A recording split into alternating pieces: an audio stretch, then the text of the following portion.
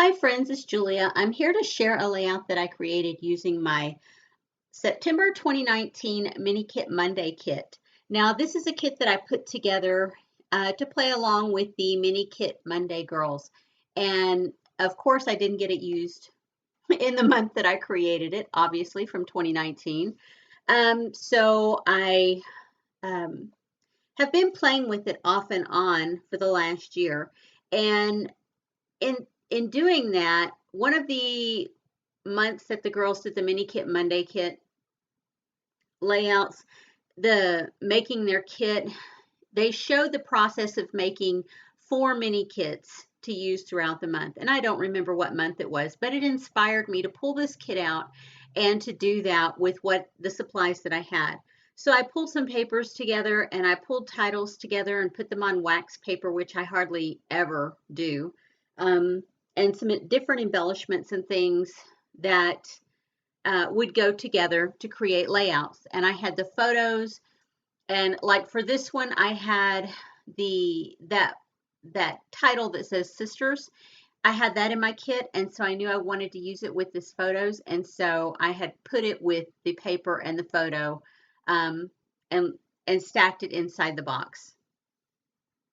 So yeah, I didn't have any idea what I was going to use as far as sketches go. So for this one, I actually pulled a sketch from Page Maps from September of 2020 to create this layout. And so here you see I'm using some scraps of paper here. That turquoise paper that I have in the back, the turquoise and almost silvery looking metallic sheen, that one was a full sheet of paper, I believe, as was the yellowish cream color background. And you see those two papers, I pull them in. You think, well, why did you pull those together? Well, my sister is wearing a turquoise and multicolor dress, and I'm wearing a yellow top. And then we're sitting in front of a turquoise blue hall, and there's a yellow wall with blue and orange and red on it. Yeah. So here I took a circle acetate piece that I had cut the floral off the edge of it and used it someplace else. And so here I had the rest of the circle, and I kind of wanted to use that outer rim where the design is. It's got a solid circle, and then it's got a dotted circle on the outside of that. And so I wanted to use that. But rather than leave it clear, I wanted it to pop off. So I used a scrap piece of paper behind it. And it was one of those, I think, beige color metallics that were in the kit. And so I used that to go back behind there to just get a little pop and to follow along with the sketch that I was using on that side of the paper. And as I go along, I'm going to follow the sketch. You guys know how I am. I start off following the sketch and then I kind of do my own thing. And so that's what I've done here. There's that beigey color paper that was behind the circle. And so I'm just cutting it down because I want a photo mat. And so that's the color that I'm going to use. And the photo itself is of my sister and it was the day that we met our found sister. Um, I did Ancestry.com, and I sent off my DNA, and a few weeks later, I think it's like 6 weeks, before I could even check it, I knew it was due to come back. But before I could check it, I got a notification that I had a message in Ancestry. So I thought, oh, I probably have a cousin or something on there. Well, yeah, no, I have a sister. We share DNA, so there's no denying that we are family. And yeah, so this was the photo. She actually took it of the two of us that grew up together. My sister Angie and I grew up together, and we're thick as thieves now. Growing up, we weren't. We were 2 years apart. Um, this whole DNA thing, it's pretty interesting. If you don't necessarily want to find um, the skeletons in the closet, maybe you shouldn't do the DNA. Um, yeah, because we found quite a few skeletons in the closet by doing this. I did mine, found my sister, my found sister is what I call her when I'm talking about her, to distinguish between her and the sister that I grew up with.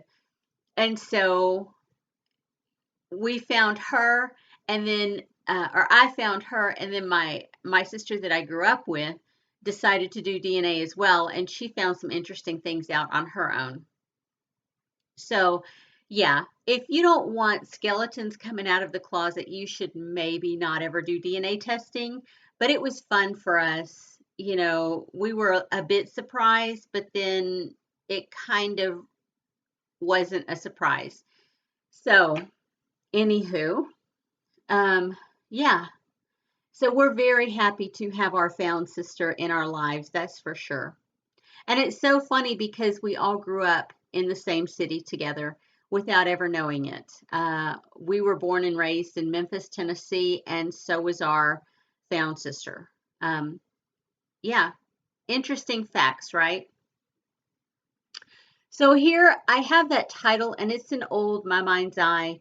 Um, oh my gosh, it must be from, I want to say like 2006 or 2007. It's forever old. And I thought I held on to it because I knew I wanted to use it at some point. And so I just kept it. I do that with a lot of my embellishments. I just hang on to them, like those coffee cups there that are stacked. Those are old K and Company. And they came in a big pack, and I've just held on to them. Those journal pieces there, I think they may be Old Basic Gray, maybe. I don't remember now, but I've had them forever. If I like something, I tend to hold on to it forever.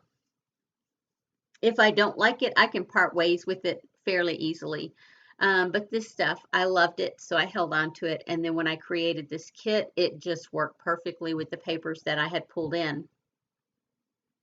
You can see I did some border strips there with some scrap paper. I put some washi tape down. I put those coffee cups or teacups, whatever you want to call them, put them there, put the title down, and now I'm just looking through my stash to see what I want to use. And I had pulled in from my orange color bin all of these orange flowers that I had stamped previously, as well as some additional embellishments. But I had previously stamped those and fussy cut them and never used them, or didn't use as many as I stamped on the layout that I created when I was doing those, or the card or whatever. And so here they were in my orange bin. So yeah, they got pulled into this kit because there was a lot of orange there. And I'm pulling them out because I know that I want to use them somehow or some way on this layout. And now you see me kind of sorting through my stuff.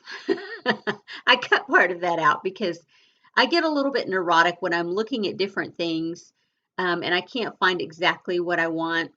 Sometimes I will take a few minutes to sort through and figure out what I have. And I do that a lot when I'm scrapbooking, and I have a bin like that one sitting there, and I know that I want bits and pieces from it, but I don't know exactly I don't remember exactly what I have. And you can see there, I use a glue dot to tuck that down. And then I'm going to go through and add some brads to the center to hold everything together.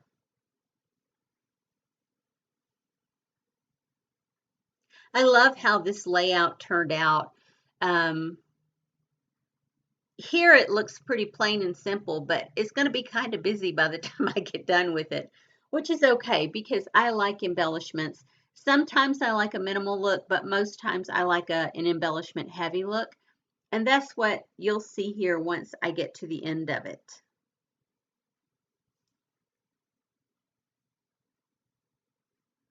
Again, I'm looking through to see if I'm going to use something different, but I, I have all of those stamp flowers there, but then I have these, they're not acetate, but they're maybe vellum flowers that came with one of my old SCI kits, not with this one because I pulled those from my orange color bin.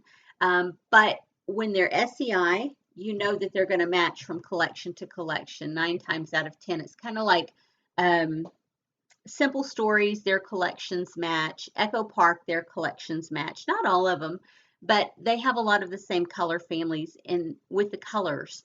You know what I mean? And so having these orange flowers from an older SEI collection, I knew they were going to work with the collection that I pulled together with this go around. And so I'm using the brads that I had in the kit, and they are brass tone, but there is, you can't tell it, but on a couple of the cups, there's some decoration with some glitter to it that actually has a brown look. And with the darker brown tone in the behind that acetate piece on the left, and then the orange has paper strip down the middle has a darker brownish tone. Yeah, I feel like it's going to work. And you can see there, I had that embellishment corner sticker, and so I cut it apart. I wanted it to look like it was floral embellishment coming off that flower cluster. So I'm just going to rearrange a little bit and make it work where I want it. And then I had another corner at the top of the page. I'm going to cut it apart too, because I want 3 little pieces there. And I have found over the years that if a floral cluster does not, or any embellishment cluster does sticker that it doesn't work the way that I want it to, I am okay with pulling that sucker apart and doing whatever I want to with it. You know, I'm not going to use it as a corner for sure. Like on a different layout, that flower cluster that you see there had another piece that came off of it over to the side, and I cut that part off and used it. So I have no problems with cutting things apart to make them work for me. And if I have leftovers, okay. If I don't, I'm okay with that too. I'm deciding, I put that up there without having a cluster there or anything, and then I look at it and I'm like, I don't think I like that. So you'll see me here in just a minute peel that right back up.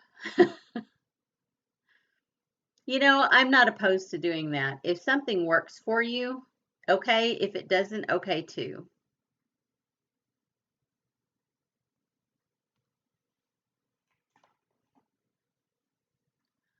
So there you see me peeling those up. I'm glad it's an old sticker, and praise God it came up without ripping my paper to shreds.